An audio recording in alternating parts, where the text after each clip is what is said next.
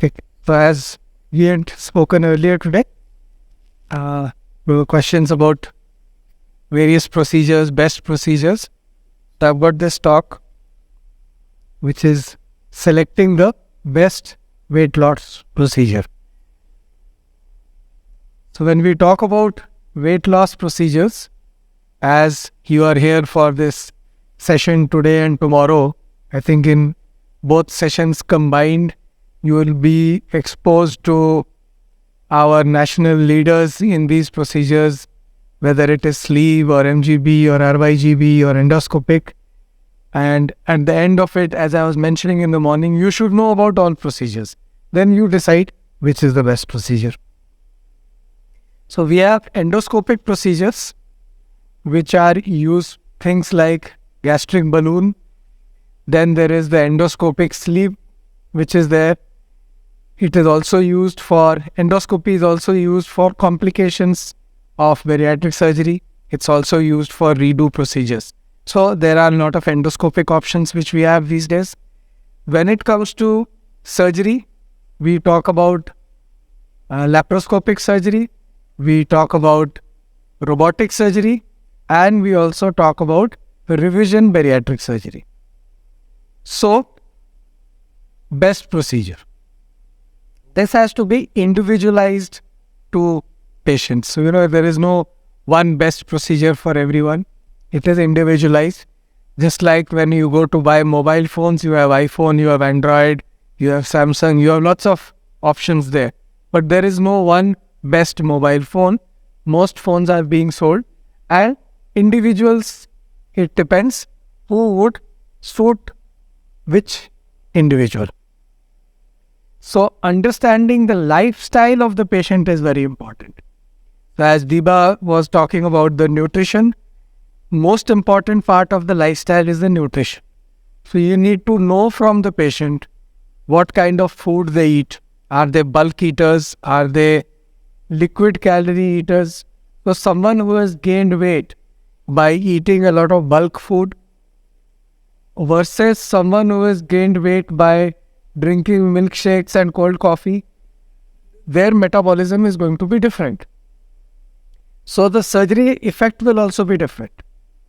Different BMI people, effect is going to be different.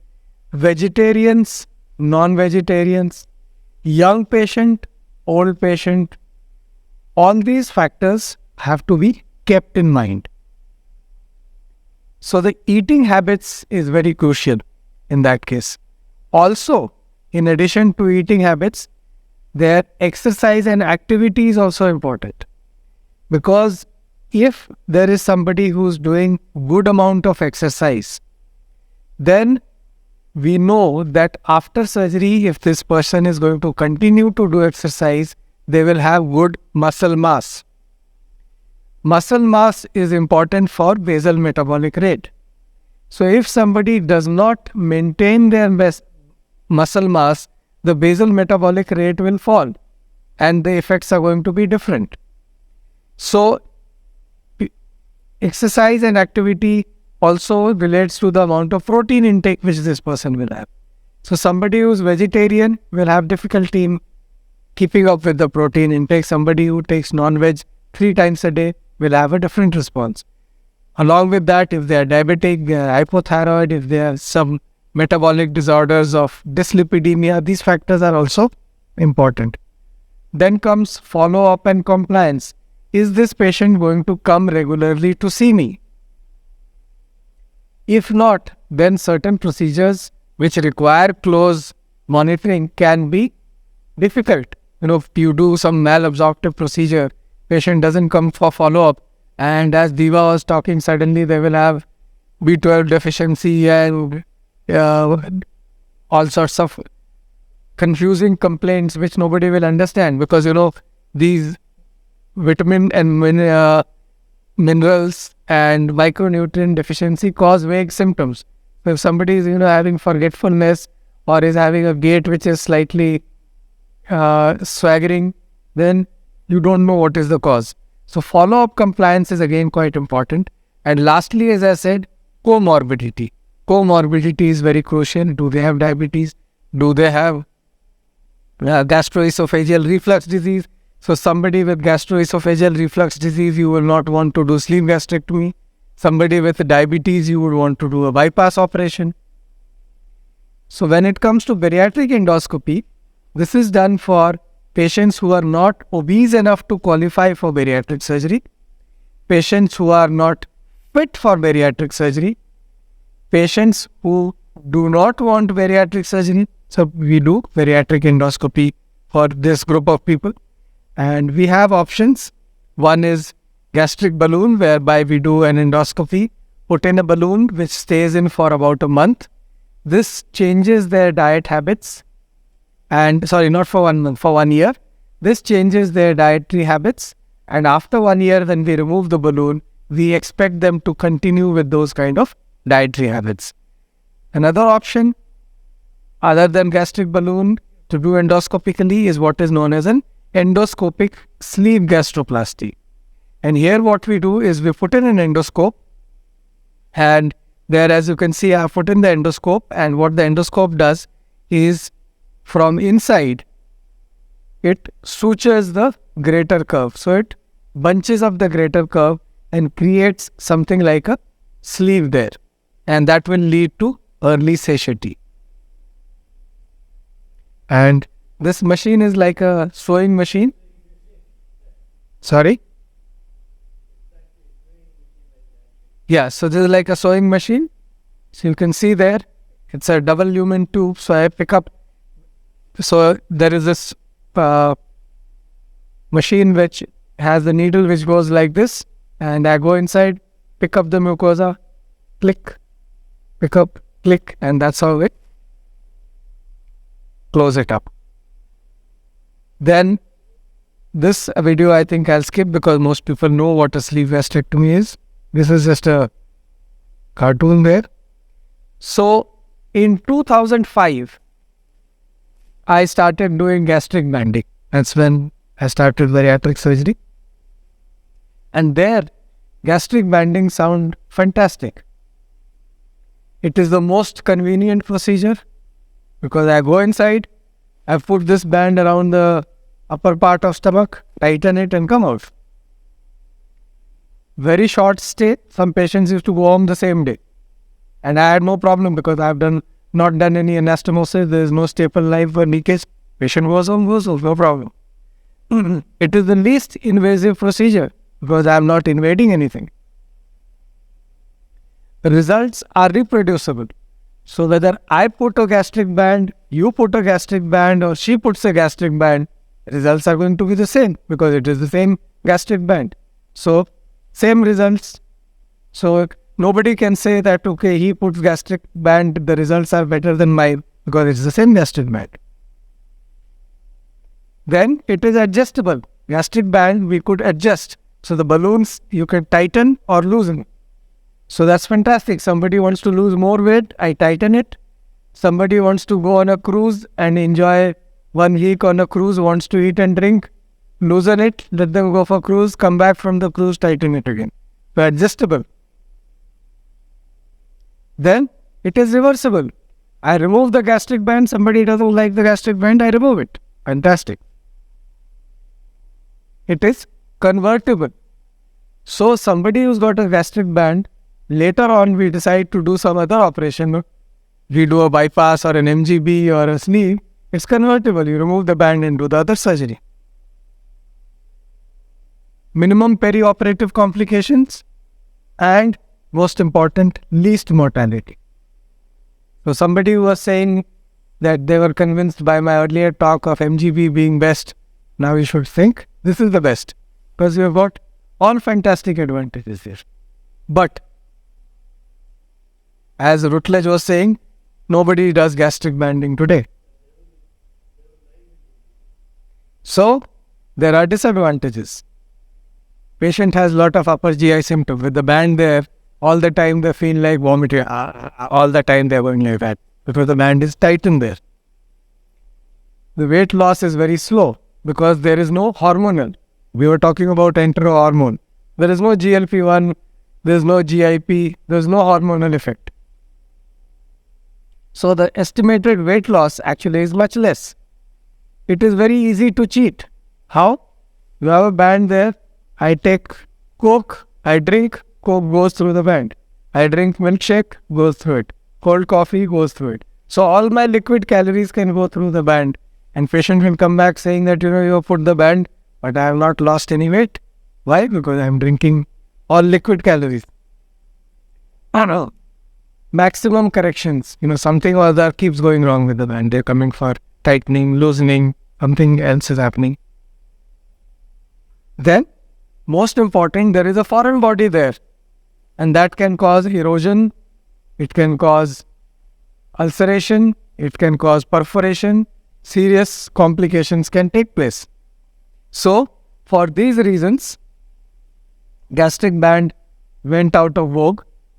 And in 2006, I started doing gastric bypass.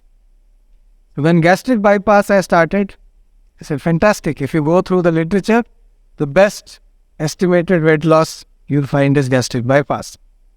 Results are very quick. Comorbidity resolution is there. It is very easy to maintain. And it is the gold standard.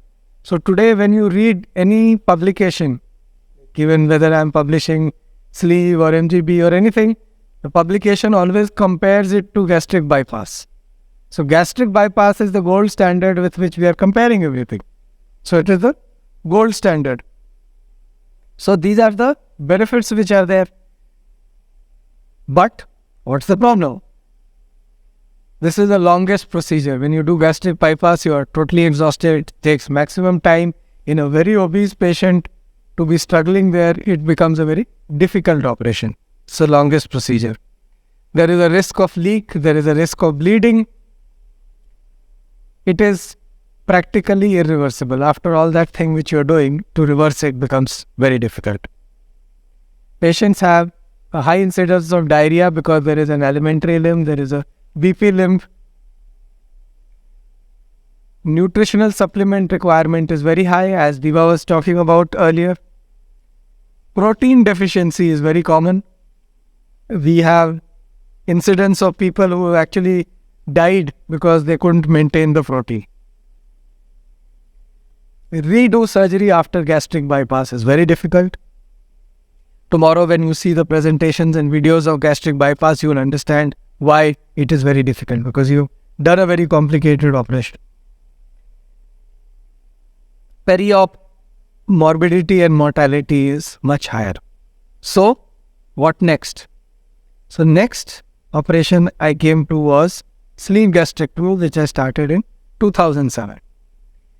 The benefits, shorter learning curve. We are all GI surgeons.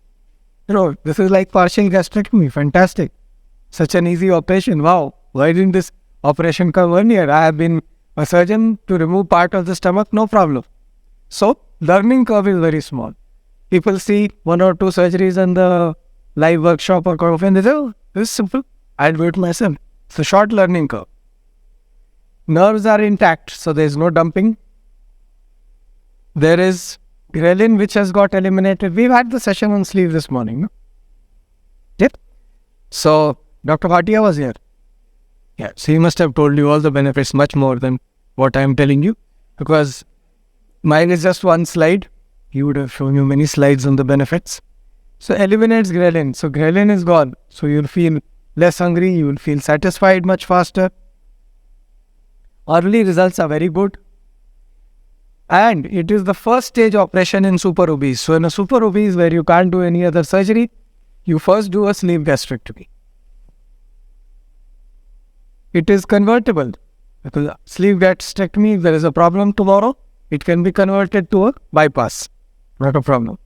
Less morbidity, less food restrictions, and it has less nutritional disturbance.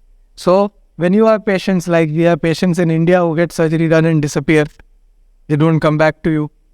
In India also, surgeons don't like to see their patients. When surgery is over, one follow-up, after that, they don't want to see their patients. Patient also doesn't want to see the surgeon. So, many people get lost to follow-up. So, this is a wonderful procedure because the nutritional disturbance is minimum after a sleeve gastrectomy. So, Perfect procedure after going through all the learning curve. But again, this had disadvantages. There is limited long-term data, slower weight loss, less EWL, and patients develop GERD. So if I do a good sleeve gastrectomy, whereby, my firing has gone very close to the pylorus and antrum, and I've removed the entire antrum, then what will happen? The gastric emptying is going to slow down because the antral mill is not there and the pylorus is there. So it will act like an obstruction.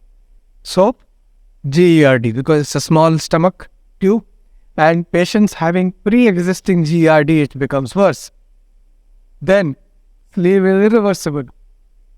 After you have done a sleeve, you have removed, thrown away the stomach. It cannot be reversed. So 2011 came mini gastric bypass. I was a little late in starting. You can see the gap, about 4 years. And here the benefits is that it's totally supracolic surgery, as you will see with the RYGB tomorrow, opposed to what you saw in the videos today. This is done entirely supracolic in one quadrant. Easier to do, long stomach pouch, non-obstructive procedure. It's a physiological restriction. There is malabsorption. It is tailored. You can have 100 centimeters, 150, 200, 250. So you can tailor it according to the needs of the patient. So it's not like one size fits all situation. You can tailor it to the particular patient that you have. And it's easy to reverse and revise. So when you saw that video whereby we made that pouch, we made a gastrojejunostomy, if we have to reverse, all we do is divide that GJ from the pouch.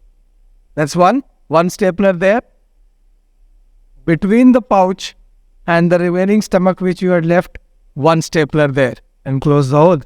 You have gone back to the original situation. So it's very easy to reverse and revise. Good EWL and metabolic response.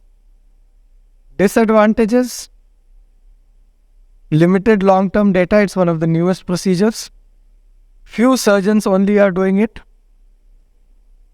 That number has actually increased now. Now more and more surgeons are doing. There can be bile reflux and ulcers if you don't do it properly, if your pouch is not long and your anastomosis is not right. So those problems can be there. So these are the types of procedure. Then comes to lap versus robotic. Laparoscopy, widely available, cheaper, established worldwide.